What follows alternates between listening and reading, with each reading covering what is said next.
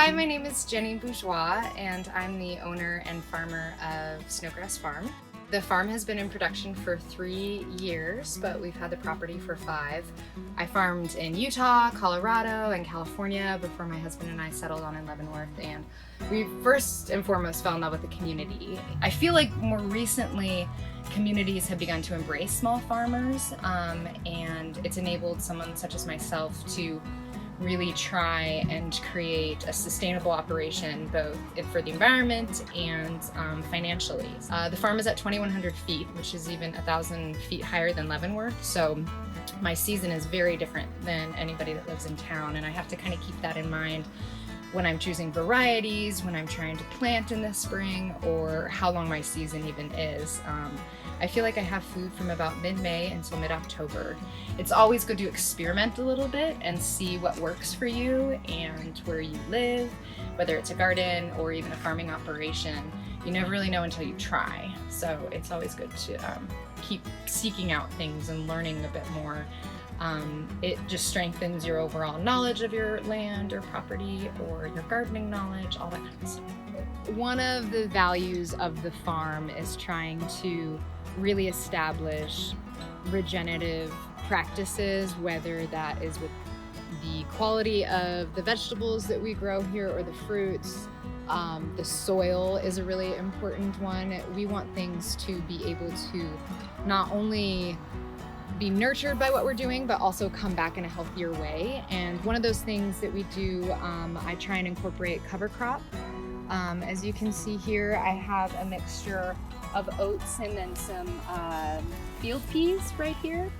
And this is a great cover crop that I like to use in the fall. If I can get it well established, it will actually winter kill, which is a good thing because then it creates this beautiful mulch mat across the soil. And something I've learned is you always want to try and have the soil covered in the wintertime.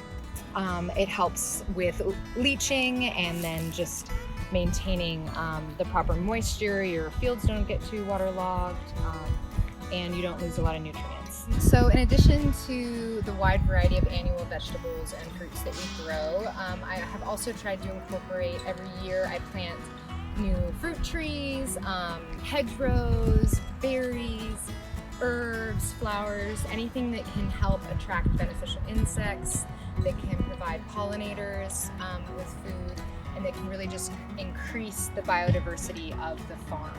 The more diversity you can bring to the farm, the healthier plants will be because there will be beneficial insects to help protect them. Personally, even though I'm a farmer, I would rather have all of my customers have their own home garden and supplement from my farm than relying on me solely, because as soon as you grow your own food, you will have a connection to it and to the food you buy for the rest of your life.